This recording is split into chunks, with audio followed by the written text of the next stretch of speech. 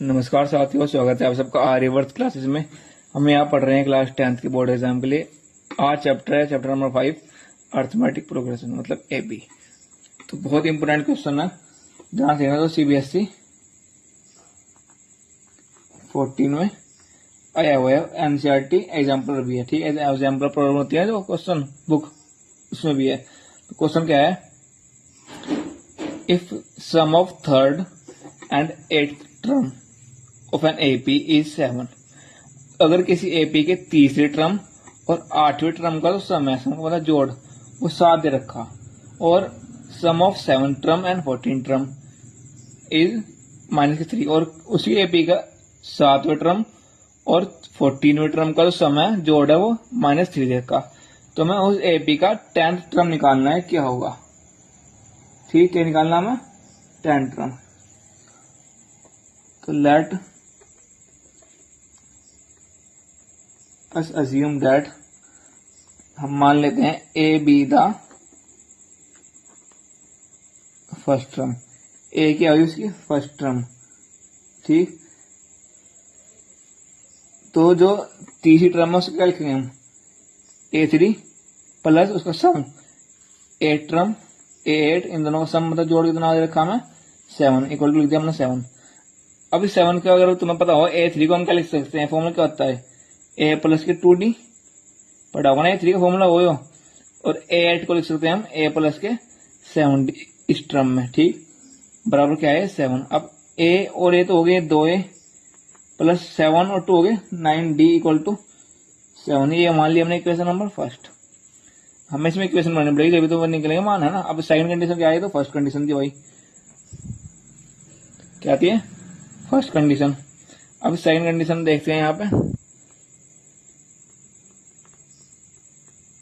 ये first condition थी, ये सेकंड कंडीशन। अब इसमें कहा भाई कि उसके 7th टर्म और 14th टर्म, मतलब 7th का मतलब A7 हो जाएगा, प्लस 14 का मतलब हो जाएगा A14। उनका सम कितना दिया हुआ -3, एक दिया मैंने -3 यहाँ पे। अब A7 को लिख सकते हैं हम A प्लस के 6D, इसका फॉर्मूला होता है, और A14 को A प्लस के 13D।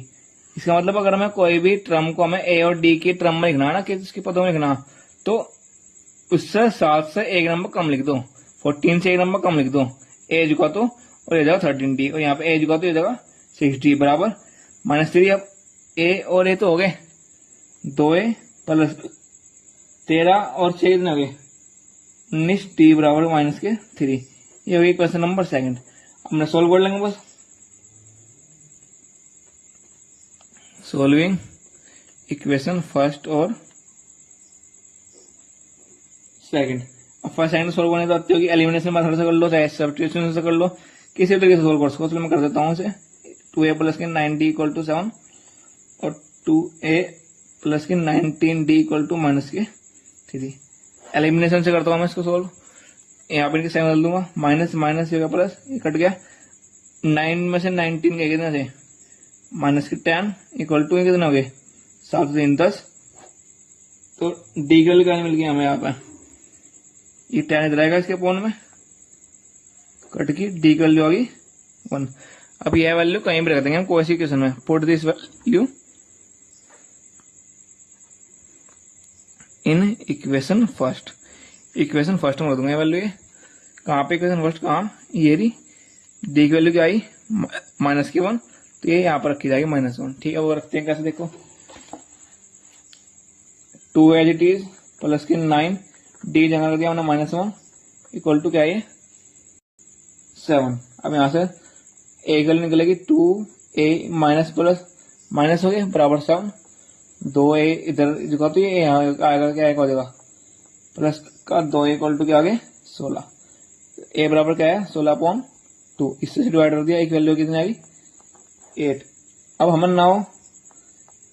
हमें ए की वैल्यू मिल गई और डी की वैल्यू मिल गई, और हमें रिक्वायर्ड कहाँ है कि भाई रिक्वायर्ड 10 टर्म, हमें 10 टर्म निकालनी ना। तो उसका फॉर्मूला होता है A प्लस के 9D। 10 टर्म का लिख सकते हैं हम A प्लस 9D। ए की वैल्यू मिल गई हमें 8 प्लस 9, डी की वैल्यू निकाल ली थी -1, 8 प्लस -9 कितना आ गया, इसमें कटा गया -1। मतलब जो 10 टर्म है A10 है वो कितनी आई A1 -1 is the right answer. Okay, thanks.